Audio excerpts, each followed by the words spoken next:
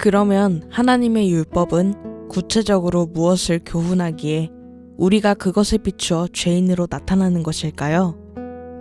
하나님의 율법에 대한 가장 쉬운 이해는 잘 알려진 10계명에서 찾을 수 있습니다.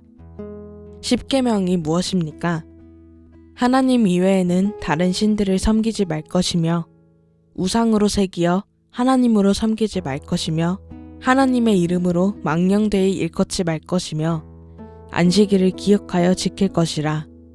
그리고 부모를 공경하고 살인하지 말 것이며 간음하지 말 것이며 도둑질하지 말 것이며 내 이웃에 대한 거짓 증거를 하지 말 것이며 내 이웃의 소유를 탐내지 말 것이라. 하나님을 어떻게 예배하고 섬겨야 하며 피조물인 인간들이 마땅히 살아야 하는 하나님의 뜻이 무엇인지를 밝혀주는 것이 하나님의 율법이라 하겠습니다. 이러한 하나님의 율법에 대하여 예수님께서 마태복음 22장에서 요약하여 가르쳐 주셨습니다. 내 마음을 다하고 목숨을 다하고 뜻을 다하여 주 너의 하나님을 사랑하라 하셨으니 이것이 크고 첫째 되는 계명이요 둘째도 그와 같으니 내 이웃을 내 자신같이 사랑하라 하셨으니 이 두 계명이 온 율법과 선지자의 강령이니라. 예수님께서 요약하여 주신 율법의 교훈은 이미 구약 성경 신명기에도 나오는 말씀입니다. 이 교훈은 한편으로는 하나님을 향하여 다른 한편으로는 사람을 향하여 사랑할 것을 요구합니다. 그리고 그 사랑의 수준은 마음과 목숨과 뜻을 다하여 사랑하는 것이며 또한 자신의 몸처럼 이웃을 사랑하는 것입니다.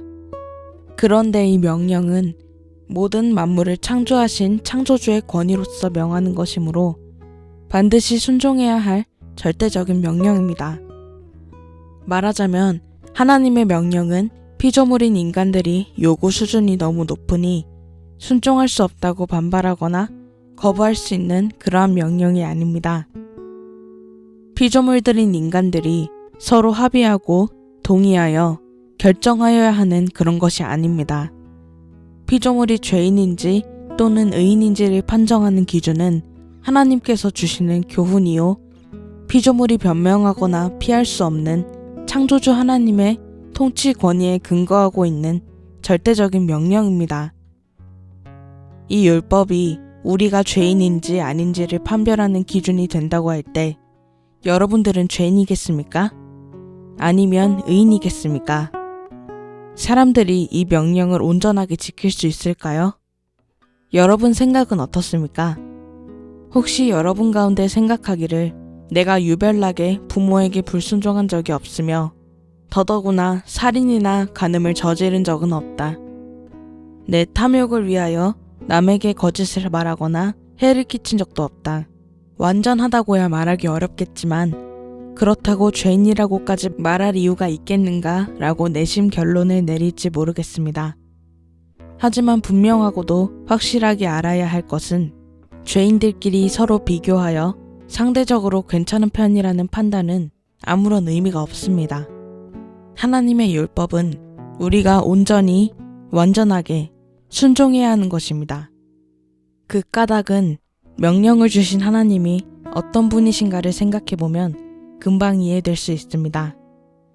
거룩한 하나님, 천지 만물을 지으신 창조주 하나님, 만물을 다스리시는 대주제이신 왕이신 하나님, 그 하나님께서 그가 만드신 만물이 마땅히 되어야 할 원리를 정하시고 특별히 자유의지를 가진 인간에게 순종의 도리를 명하셨습니다.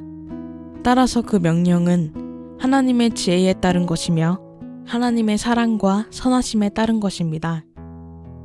그리고 그 명령은 피조물의 행복을 위한 짓이기도 합니다.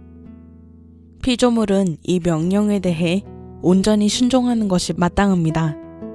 그런데 피조물 스스로 적당한 기준을 세워 서로 비교하며 상대적으로 더 낫다는 판단으로 의인과 죄인을 구별하는 것은 처음부터 하나님과 율법에 대해서 크게 오해하고 있는 것입니다. 하나님의 율법은 우리가 온전히 완전하게 순종해야 하는 것입니다.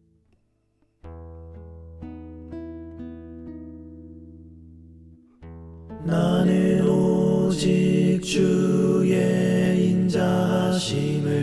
의뢰하여